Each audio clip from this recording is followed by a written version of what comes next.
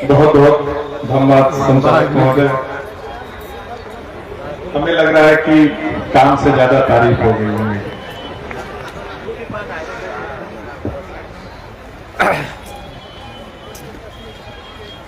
सब सोच का जादू है और सोच का ही परिणाम है कि आप लोग भारत में रह के और लटिया की माटी पे रह के कभी नेपाल, कभी जापान, कभी श्रीलंका, कभी सबसे पहले मैं भारत के राष्ट्रीय ध्वज तिरंगे को नमन करता हूं और इस सम्राट अशोक क्लब के परिवार के मुखिया, हम सबके परम सम्मानित और इस कार्यक्रम की अध्यक्षता कर रहे हमारे परम आदरणीय डॉक्टर दीनानाथ मौर्य जी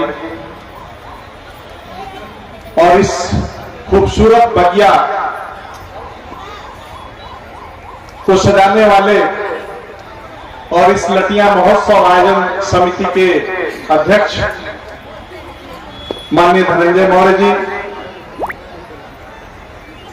उनके साथ कंधा से कंधा मिलाकर चलने वाले हमारे ब्लॉक प्रमुख प्रतिनिधि संतोष जी एवं उनकी टीम, साथ ही युवा दिलों की धड़कन डॉक्टर सच्चिदानंद मौर्य जी और जिनके सम्मान में ये जनसैलाब उमड़ा है, नेपाल के हमारे मुख्य अतिथि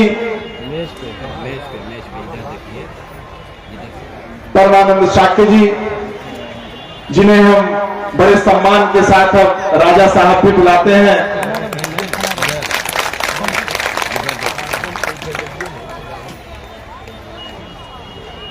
माननीय जगदेव बाबू की सुपुत्री और हम सबके प्रेरणा शरण जी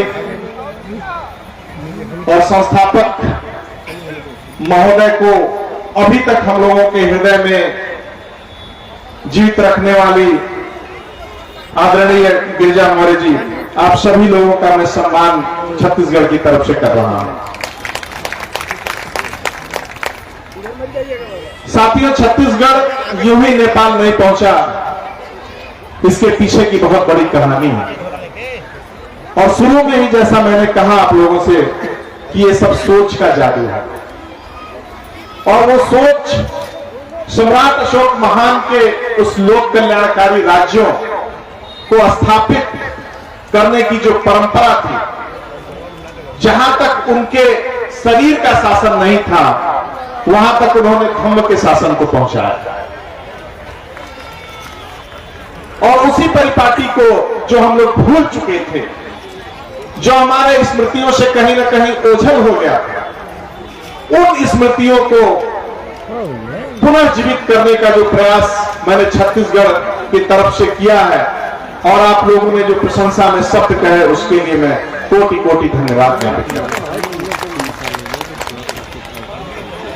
साथियों, ये सोच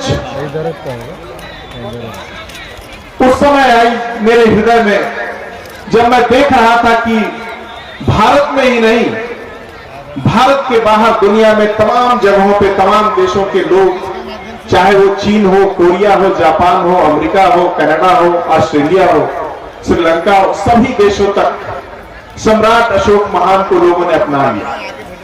बुद्ध के धम्म को तो अपनाया ही अपनाया, लेकिन सम्राट अशोक महान के विचारों को लोगों ने अपना लिया और वो विचारों के प्रतीक के रूप में उन्होंने अशोक स्तंभ स्थापित किए अपने अपने स्थान, अपने अपने देशों पे। और यहां तक कि राजाओं ने भी जो कभी मिले नहीं, एक कहानी से मैं इस बात को बताने का प्रयास कर रहा हूं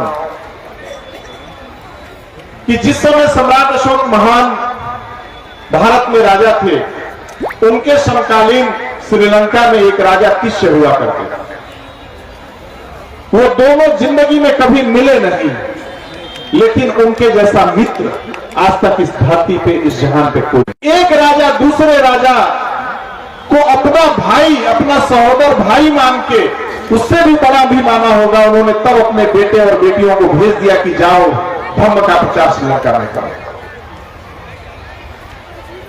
बदले में राजा तिष्य के पास इस उपकार को चुकाने के लिए बहुत कुछ नहीं था, लेकिन उन्होंने क्या किया कि सम्राट अशोक महान की जो उपाधि थी पियदर्शी, राजा तिष्य ने पियदर्शी की उपाधि धारण करा और दुनिया के कई देशों के राजाओं में होड़ सी मच गई राजा अशोक को अपनाने के लिए, इतना उनका समृद्ध व्यक्तित्व था। तो ठीक वैसा ही हम कभी नेपाल के लोगों से मिले नहीं थे। आप लोगों को मैं बता देना चाहता हूं कि बहुत से लोग यहां आए हैं। मैं यहां से सोच के ही गया था कि हमें उस खून से मिलना है, उस विरासत से मिलना है जो धूल धूसरित हो चुकी है, और उस धूल धूसरित विरासत को हमारे जो ब्रिटिश पुरातत्वविद हैं, आती हमारी विरासत उन्होंने पढ़ के हमें बता दिया कि आप कौन हैं। हम लोग भूल गए थे कि हमारा जमीन कहां कहां है, हमारी खसरा और खतौनी कहां कहां है, हम लोग भूल चुके थे। लेकिन ब्रिटिश इंग्लैंड के लोगों ने, पुरातत्वविदों ने वो चीजें खोद खोद के निकाल के वो खसरा खतौनी आप लोग को दे दिया। और कमाल देखिए कि आप लोग पढ़ना भी भूल गए थे, हम लोग पढ़ना भी भूल गए थे, लेकिन उन्होंने पढ़ के एक एक अक्षर को पढ़ा। अभी मैं धम्मलिपि पढ़ रहा हूं पिछले कुछ दिनों से। उस धम्मलिपि का पहला अक्षर जो क है, शायद आप लोग के दिमाग में आ गया होगा, क्रूस जैसा। अब आप लोग को सोचना है कि क्रिश्चियन का क्रूस पहले आया या धम्मलिपि का क पहले आया। क्या आप लोग पहुंच गए? इसका मतलब कि अभी तक जो दुनिया के इतिहासकार, बीबीसी लंदन की जो डॉक्यूमेंट्री कहती थी कि जो क्रिश्चियन धर्म के संस्थापक है ईसा मसीह, वो बौद्ध भिक्षु थे, लेकिन ये अब सिद्ध हो गया उनके क्रूस से कि जो कौ भी उन्होंने लिया वो वहीं से ले लिया। और ये नई क्रांति है। अभी तक बहुत से लोग पढ़ रहे होंगे धम्मलिपि को, लेकिन मैंने पढ़ा तो उसी को पढ़ लिया। तो ये सोच सम्राट अशोक क्लब आपको दे रहा है। अभी हमारे लतिया महोत्सव आयोजन समिति के अध्यक्ष, हमारे परम सम्मानित धनंजय मौर्य जी कह रहे थे कि उस 44 साल में से 28 साल घटा लीजिए, कह रहे थे ना, तो ठीक वैसा ही आप लोग भी घटाइएगा मेरे साथ। उस समय मैं हाफ पैंट में आता था।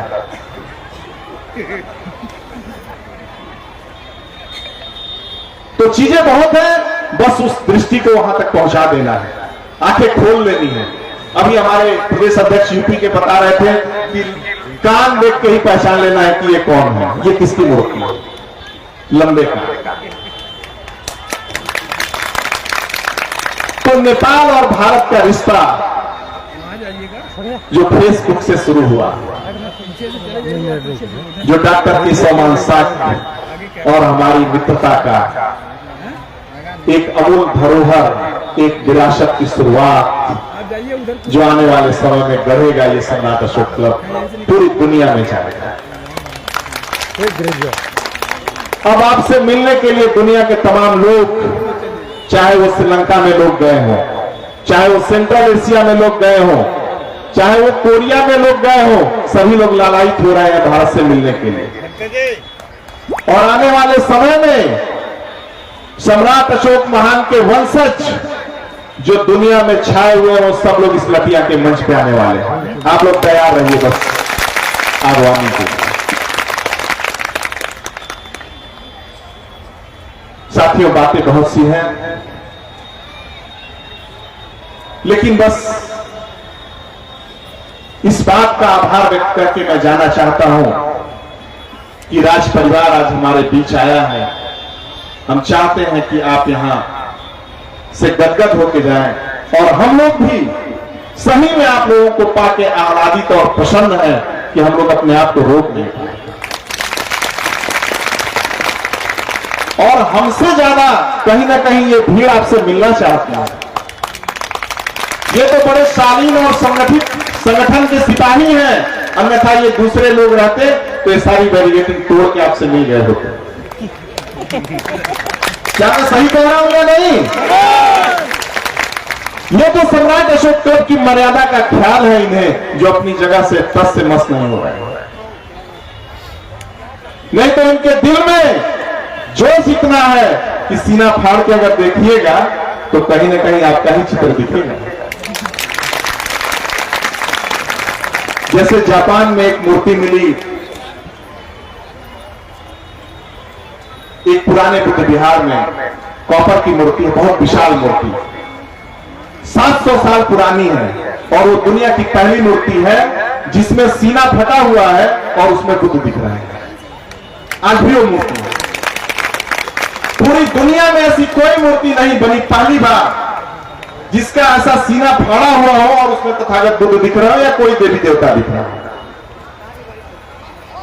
तो वो जापान में मूर्ति है, तो वैसे ही मूर्ति इन सबके अंदर है। ये मूर्तियां जो सबको नमो बुद्धाय। जय।